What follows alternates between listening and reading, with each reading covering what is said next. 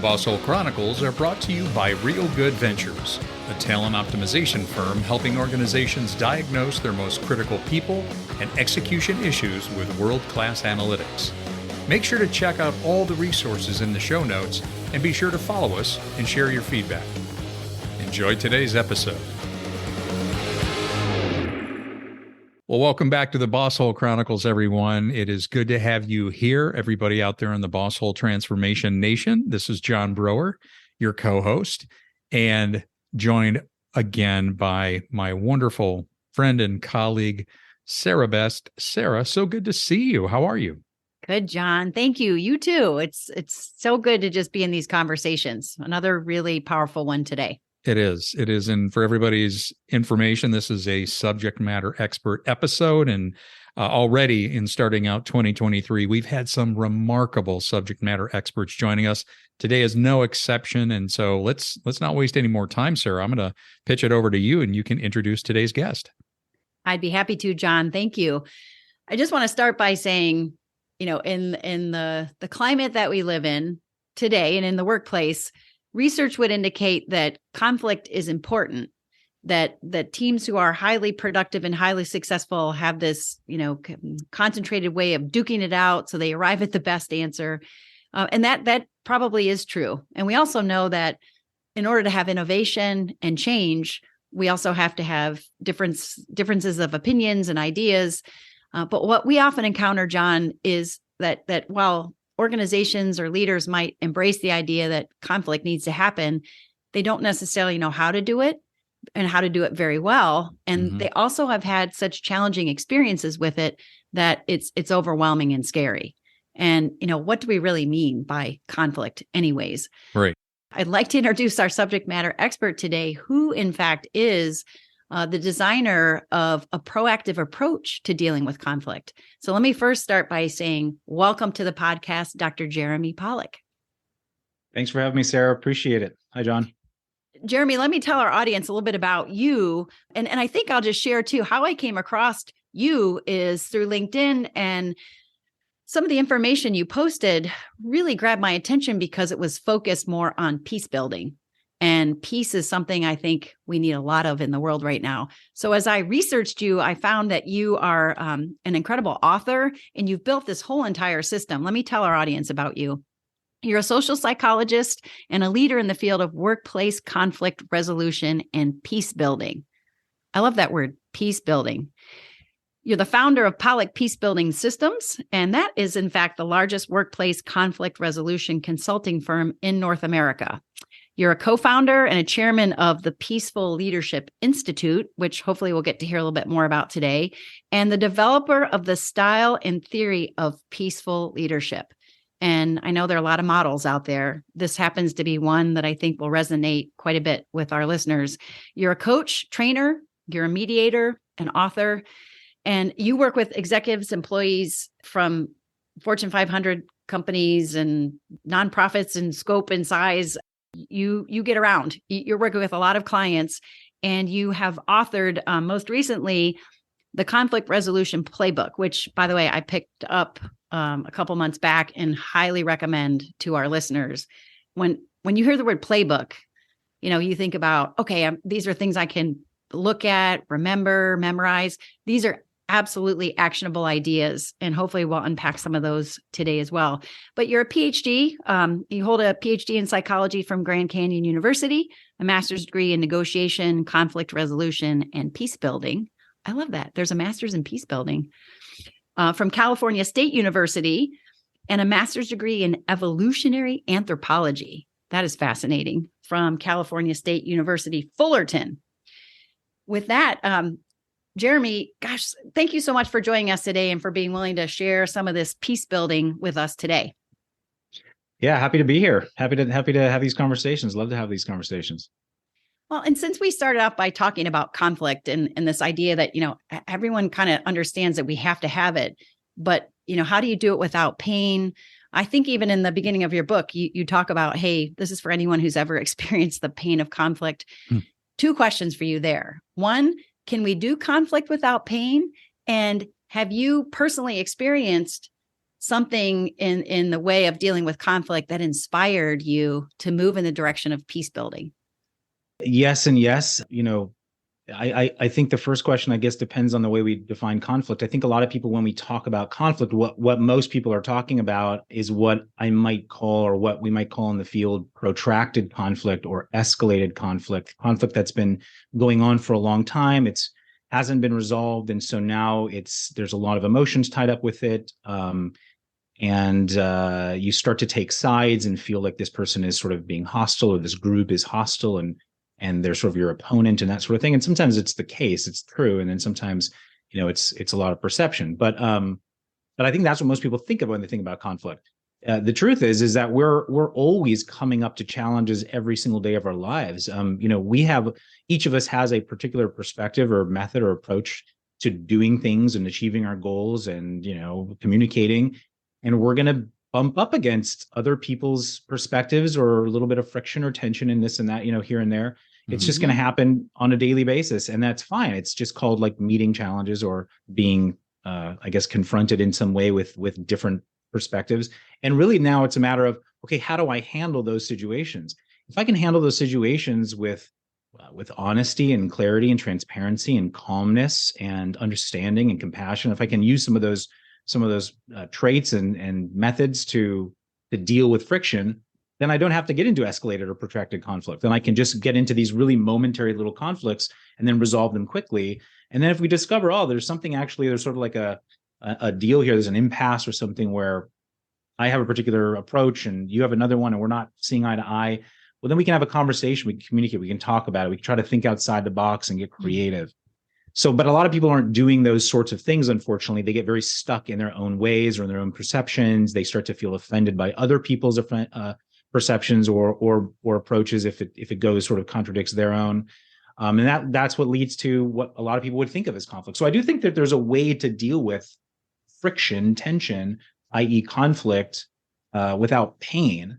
But unfortunately, a lot of people are not, they don't have the skills. They haven't learned the skills to do it, which is unfortunate. I think, one of our main subjects in school, in addition to like math and reading and writing, ought to be communication skills, your conflict management, which includes conflict management. Yeah.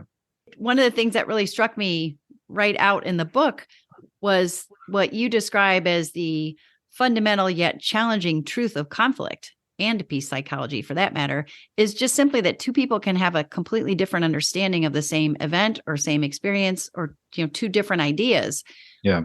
So naturally they might conflict. You also talk about the friction, as an incredible opportunity. So this is where skill building and our ability, to develop some muscle to respond in a different way makes sense. And I thank you for the distinction. That's our first takeaway for today is, prolonged, what was that other word you used? Escalated and protracted conflict. Yeah. Protracted and escalated conflict, which I think is what most of us are probably always reacting to because we've experienced it somewhere. Yeah. We're talking and it's about painful. Yeah. Yeah. It is painful to have protracted, escalated conflict. It's painful. It's conflict that goes unresolved for long periods of time.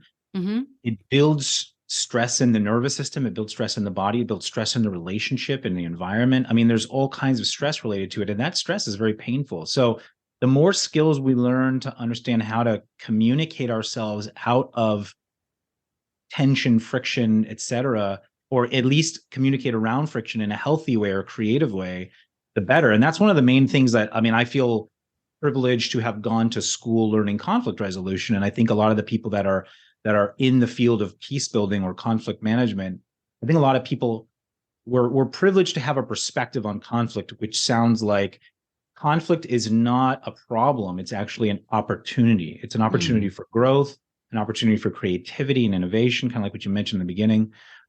That's the way I think about it. So when something comes up, when a conflict comes up, my goal is at least immediately to not look at it, go, I hate this. I don't want to deal with this. I want to get away from this. I want to avoid it. I want to just, get rid of it, push it down. I don't want to do. Instead, my natural inclination, if I train myself enough, is to go, look at this opportunity that arises. Mm-hmm. How great. Because now it gives me the opportunity to whatever the situation is, to grow in this relationship I have with this person, to figure out some of the nuances about the relationship, or to grow in this company or with this particular project. It's obviously like bumping up against something for a reason. Yeah. So it's that's the kind of perspective that I think is important as a foundation when we're training people to how to deal with conflict better. What I love in your book, in the first portion of your book, you actually detail communication skills that directly help in the way you're describing, that equip people. Do you want to say a quick word on maybe a summary of a couple of those skills? There's a number of different communication sequences that I and my team teach relative to the type of problem people are dealing with. So like if we're giving feedback to someone, or if we're de-escalating an emotional customer or an emotional coworker, or we're self-regulating. I mean, there's different types of sequences that we use, but as a general rule across all the sequences or across all the techniques, what I'll say is that I look at conflict resolution or peacemaking in two major buckets. The first bucket I would call care, and the second bucket I call solution. And so I have to be both care focused and solution focused when I'm trying to deal with conflict. So I almost never want to skip care and go straight to solution. If someone comes to me with a problem, like, hey, they come to me and they're saying, I've got an issue with this team member over here. I've got an issue with what you just did or what you just said. If I go straight to trying to solve their problem, a lot of times they won't feel like they're being listened to, like they're being heard. And maybe I'll get to like a quote unquote solution of the problem. Really, there's an underlying deeper need there that needs to get filled. And I'm skipping over that. And so the first thing that I have to do is I have to really care for the person, listen, empathize, have compassion and understanding if I can. And there's some techniques around that.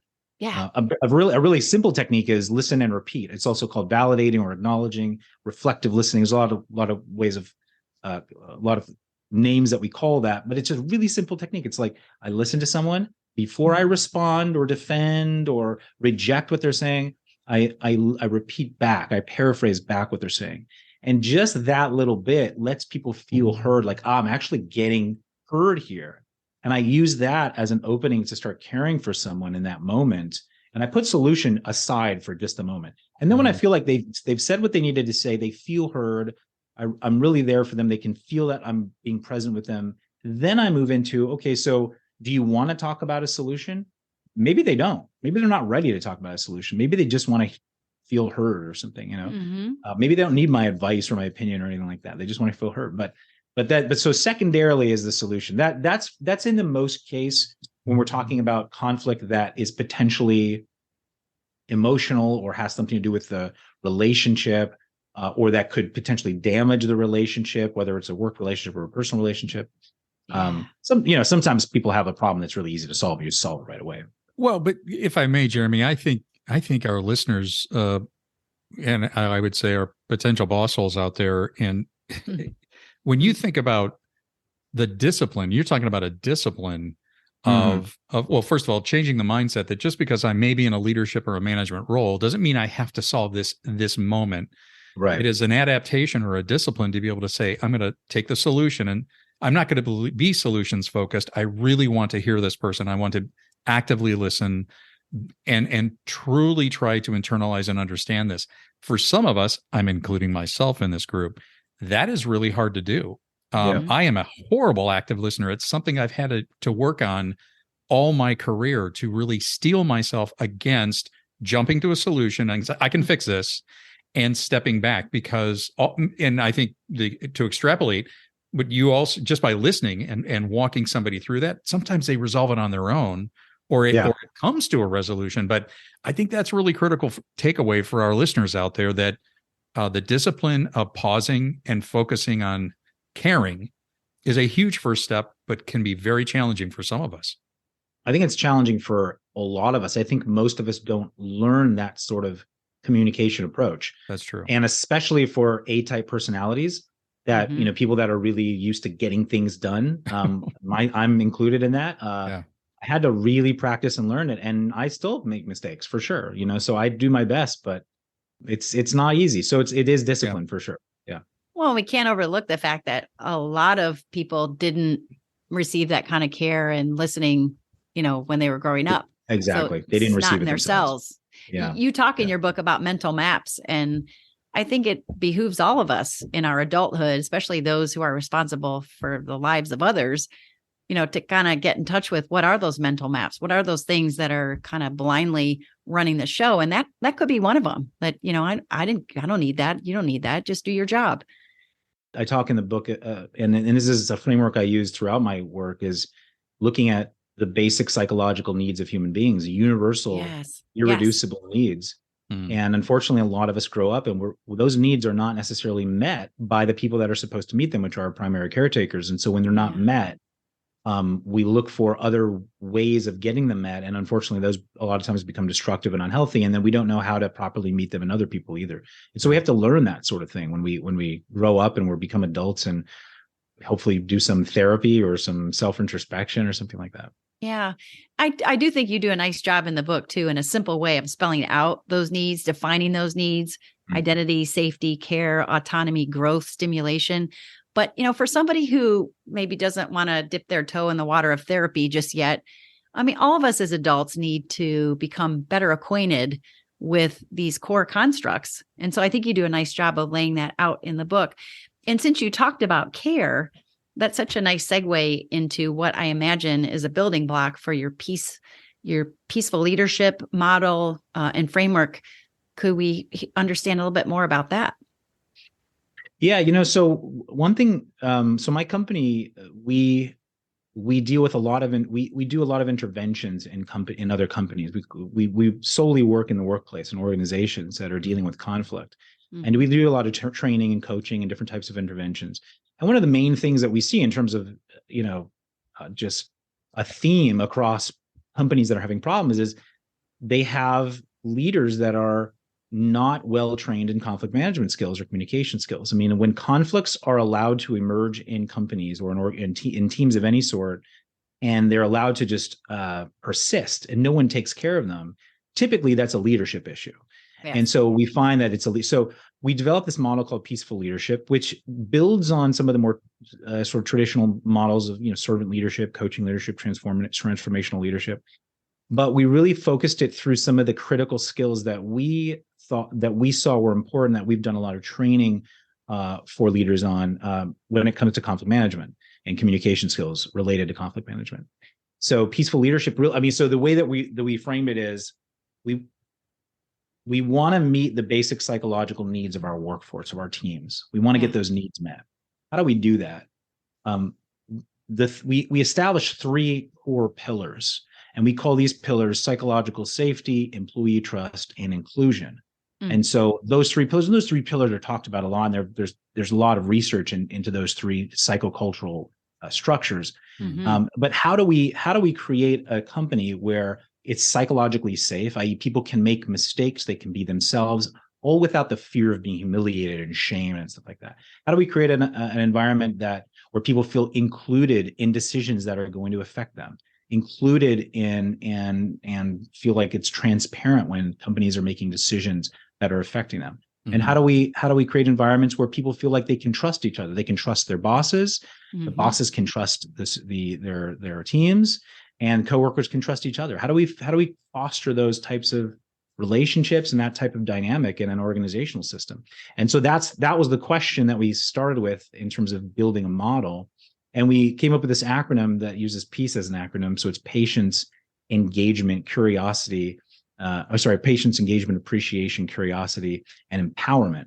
And those 5 competencies are the things that we use to build the model around in terms of getting leaders to feel competent in those areas, giving them practical skills to empower people, to stay curious, to appreciate people, to do all those things that really establish those core psychocultural pillars, which ultimately serve the psychological needs of their workforce. I hope I explained that in some way that makes sense. But yeah, so that the model is these 3 pillars with these 5 competencies around it, and then skills that support that. Gosh, my only hope would be that all leaders who grow and develop themselves and go through training, that this kind of development, this skill development, as essential as reading a spreadsheet and understanding financial projections and all the other things that are core to running a successful business. This part is as important, if not more. Yeah. It's one of the major issues we see when we come into companies is people are either hired or promoted into leadership positions and no one trains them how to be a leader. They think that because they're technically good at their jobs, they could be Right. promoted. And, Yes. but now they don't realize, okay, now you're in a leadership position. You're not an individual contributor anymore. Now you're managing a team or leading a team. 50% of your role is no longer what you used to do. It's Right. now supporting and managing and serving a team. And you need to have the skills to do that. And they're just not trained in it, So that's one of the major reasons we developed a leadership development training program, because they need to get trained in how to properly lead people in ways that are productive, but also where they can manage conflict effectively. We started out 2022 with a very specific theme, and that was reinventing the role of the manager for that very reason. We spent the better part of a century codifying a really bad management framework. We really have. And that's why we get boss holes. And as we say, boss holes beget boss holes. But our listeners, Jeremy, will hear what you're saying about the challenge of taking a great individual contributor and the assumption, the fallacy that somehow magically this person is going to be able to develop other people. It just doesn't happen. So the organizations have to commit to that. But what I hear you also saying, and I would imagine this is part of what happens in the Peaceful Leaders Academy, is you are giving them a different way to enter into or completely change the way they think about what it means to be a leader and the tools that they should be applying. Yeah, absolutely. Yeah. I don't think when they get promoted, they know, in a lot of companies, no one emphasizes how important it is that they have to shift their framework now in terms of what their role is, what their job is. Right. You're here now and a lot of people don't understand. There's different approaches to leadership. My particular paradigm, I'm sure I share it with you too, is I'm here to serve my team. I'm here to support my team. That's my major role. Right. I've got my list of tasks that I'm going through every day as a CEO of my company. I'm trying to get things done. But when I deal with my team, I give them the vision and I trust them to carry it out. And and my whole job then is to support them in doing that. And if they need something, of course, I'm here. But otherwise, I'm just here to serve, support.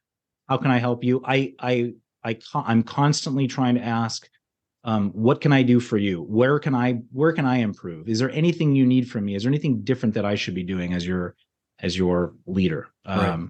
And I almost, even though there is a hierarchy in my company and other companies, I almost think of it like a lateral company. Like I really think of everybody that I work with as a colleague. I don't think of me as like the boss. So, and I'm just in my major roles. Like I'm basically, instead of CEO, maybe I'm like the chief wellness officer. I'm just here to make sure everybody's doing well. Yep. Man, you're like the opposite of a boss hole, the absolute opposite. It's really refreshing to hear you say all that. So what would be the opposite of it? What's the opposite word? We got to figure out what that is. Yeah. And we haven't figured that out. Aspire to that. Yeah. And we will be right back. With employee disengagement at its highest level in 9 years, your company can't afford to miss the mark when it comes to optimizing your hiring, management, and team performance practices. At its lowest level, employee turnover costs you $11,000 per person, and those are dollars you can easily save with the right set of people analytics. Real Good Ventures is a talent optimization consultancy specializing in world-class analytics specific to your people and the critical role they play within your organization. Gain confidence in your hiring practices, keep the boss holes from driving your talent away, design your teams for flawless execution, and create a culture that offers meaning and fulfillment. Real Good Ventures has a family of validated diagnostic tools specific to the human aspect of business, because we know that all business issues are people issues. Visit us today at www.realgoodventures.com and bring meaning and fulfillment back into your workplace. Okay, let's get back to the program. Just really quick on the Peaceful Leaders Academy, what does that look like? I'm just kind of curious about that. Is it an in-person sort of thing? Is it virtual? Is it both? How does somebody get, by the way, to all of our listeners, check out the show notes. You are going to find all of Jeremy's information and resources in there. Just want to make sure that they have all the resources. But tell us a little bit about the academy itself. Yeah, so Pollack Peacebuilding Systems is our parent company, and we do a lot of in-person and virtual custom instructor-led training through that. What we realized was there's some companies that really want to scale with us and want to do it on an ongoing basis. And so what we did was we put together based on our model of leadership, a bunch of critical skills. There's something like 20 different modules within each of the across 6 competencies.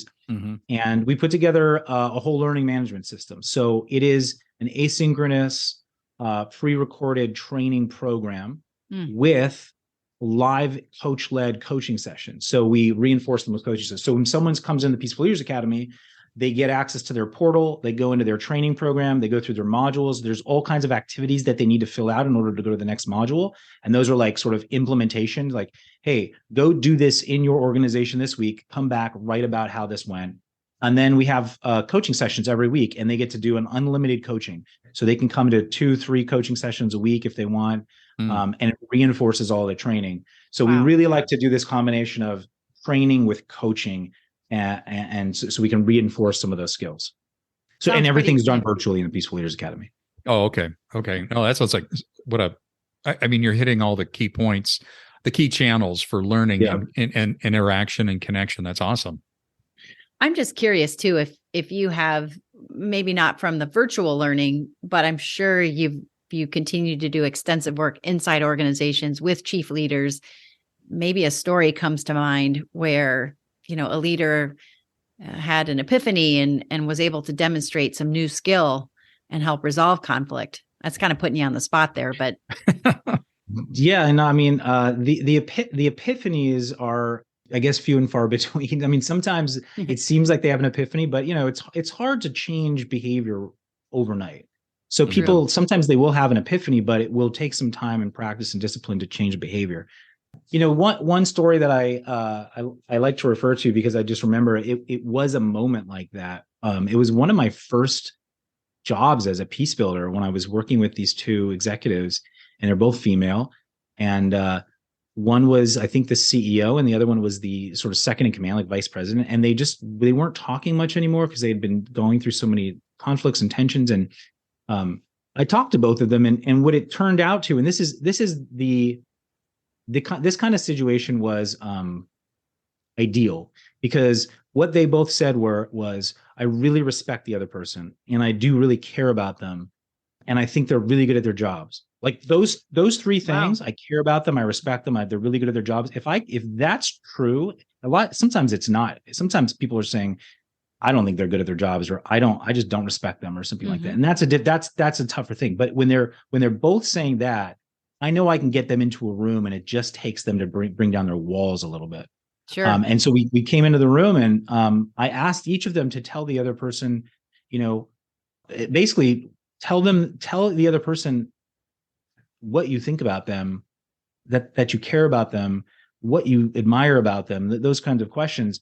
Yeah. And when the CEO did that, and the other person, the vice president, heard it, you could see her guard just come down, and she all of a sudden, and these were 2 like very A-type kind of personalities. They were at it for at least a year with each other, like really not communicating.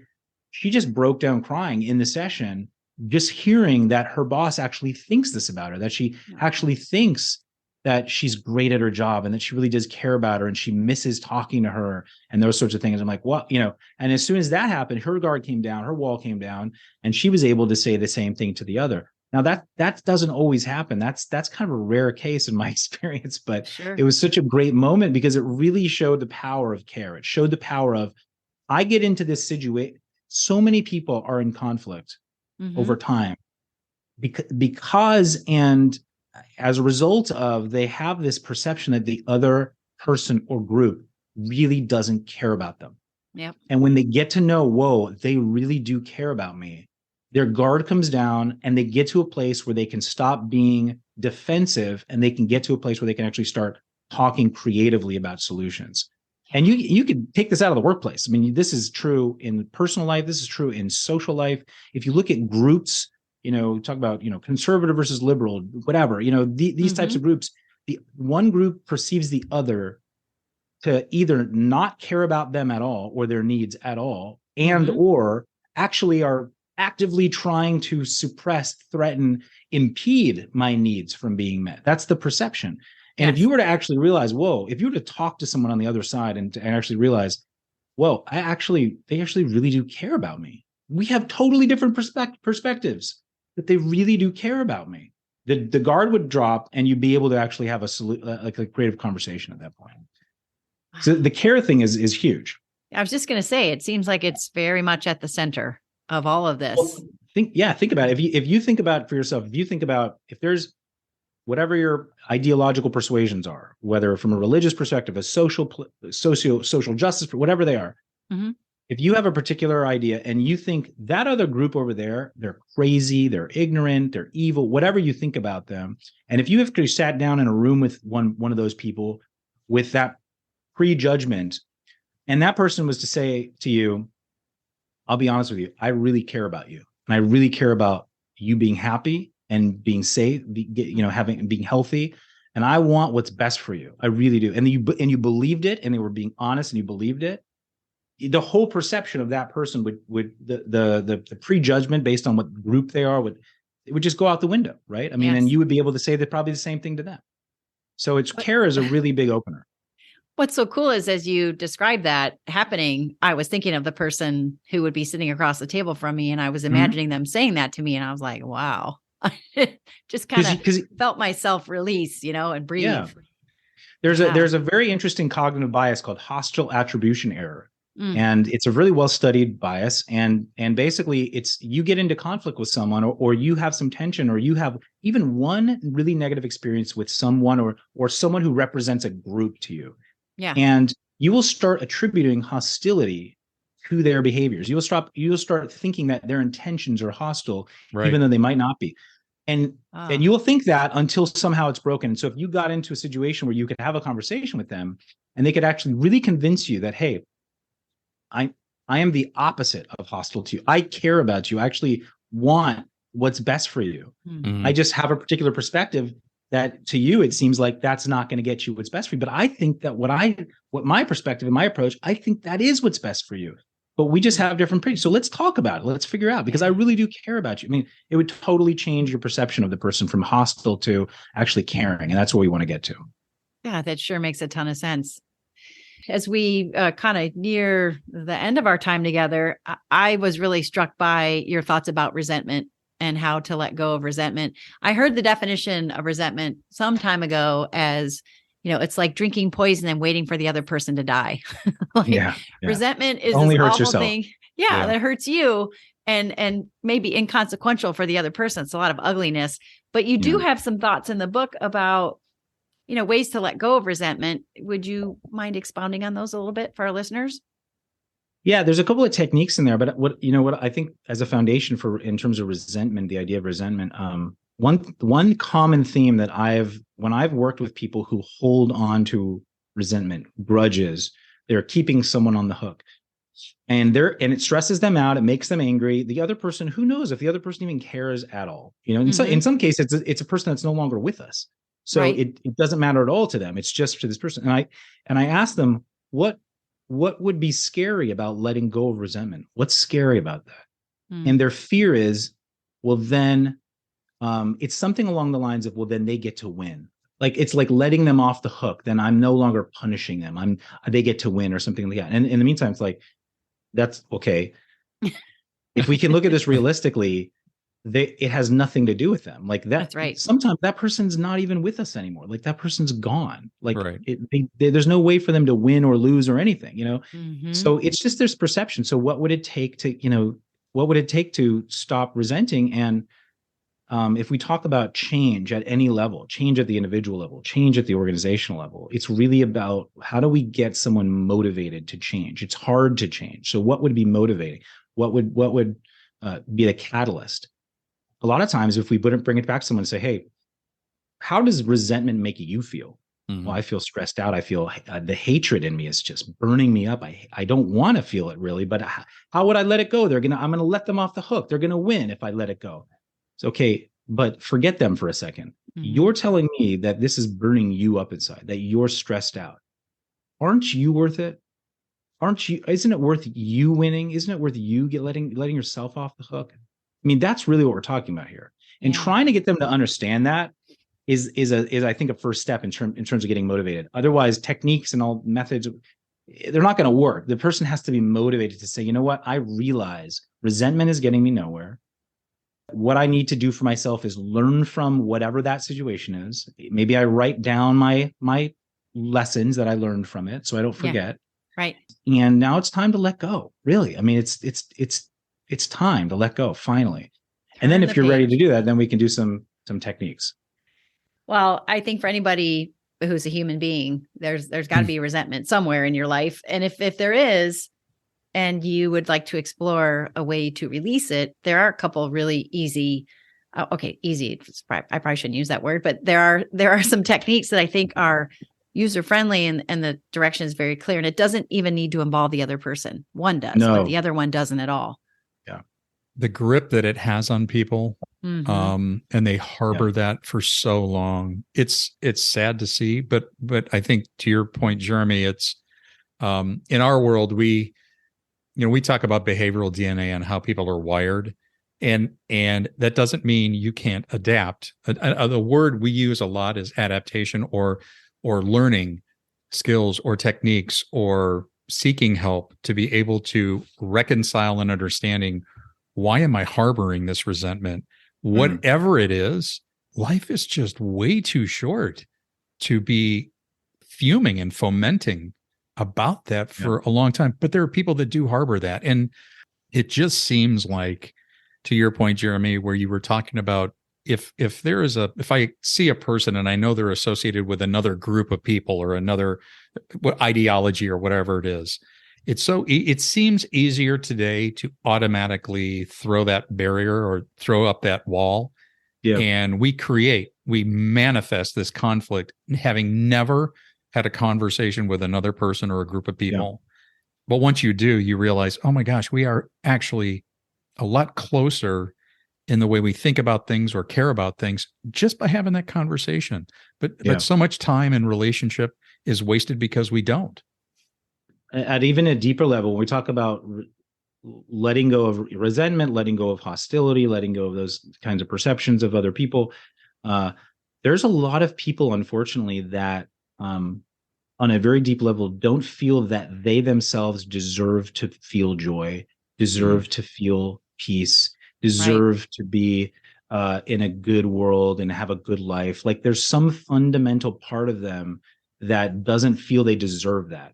And that, peace, external, interpersonal peace, it has to start internally. It has to start with a person who works on being at peace with themselves. And a lot of people just aren't at peace with themselves and they don't think they deserve to be at peace with themselves. So that has to be worked on too, I think.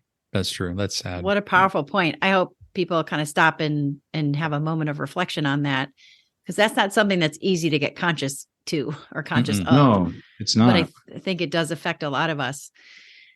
I wanted, I'm a persuader by design, so I like to sell people on things, but I really think your book is a great leadership book. It outlines, and I think anything related to peace building in a peaceful leadership framework is something any aspiring manager or leader or supervisor should, seek to learn about. Because I think I'm looking at just even the chapter titles in your book. These are the questions, if you flipped them around, they're the challenges and the questions that people come to us and say, I don't know how to do that. I remember reading a story in the book. Somebody was overlooked for a promotion and they're dealing now with the person who got the promotion over them. I see that. We hear about that all the time. And nobody will come right out and say, gosh, the person who got overlooked is kind of having an attitude about it and they're being difficult and they're resentful. Yeah. But these are things that people deal with every single day. And I just think it's a great, straightforward, user-friendly guide for anybody who now finds himself in a position of responsibility over the performance and the well-being of others. So even for people that are family members, I mean, the leader of a family, the head of household, or the two parents in a household, like anybody who wants to have better interpersonal relationship. intrapsychic relationships with themselves. I think you could use some of these techniques for yourself, you know? Such good stuff. So our listeners can find you. There's a number of websites, CoachJeremyPollack.com, Pollack Peacebuilding. So John mentioned that we'll place all those things as links in our show notes, along with a link to purchase the book. Can you share with us like what's coming up next for you and your company? What's on the horizon for you? Yeah, you know, we just launched. I'm excited. We just launched a new subsidiary called the Fractional Chief Wellness Officer, and so we are now offering clients that we work with part-time chief well-being officer that's kind of embedded into their culture on an ongoing basis, so that not only do we want to train their leaders, but we can have an expert come in and kind of work with a company now to help establish some of the sociocultural pillars that are important for wellness and engagement in a company. So that's something I'm excited about. I think there's a strong demand for that. And we have fractional CFOs, CEOs, why not chief wellness officers? Mm-hmm. What a great investment. Yeah. So that's something I'm excited about. No, that's great. That's well, good. And we're my colleagues and I who co-developed the peaceful leadership model, we're coming out with a book. Hopefully by March it should be published. So it's called Peaceful Leadership. It's a book on peaceful leadership theory. Wonderful. And maybe you'll come back and we'll showcase the book. That'd be awesome. Yeah, that'd be great. Maybe I can bring my co-authors on with me. Perfect. Well, Jeremy, Dr. Pollack, if I may, you are a treat. You I think offer something very, very needed and very powerful. Appreciate your time today. Sarah, John, thanks so much for having me. Appreciate it. All right, everybody, check those show notes, and we'll see you next time on the Bosshole Chronicles. We'd like to thank our guest today on the Bosshole Chronicles. And if you have a Bosshole Chronicles story of your own, please email us at mystory@thebossholechronicles.com. Once again, mystory@thebossholechronicles.com. We'll see you again soon.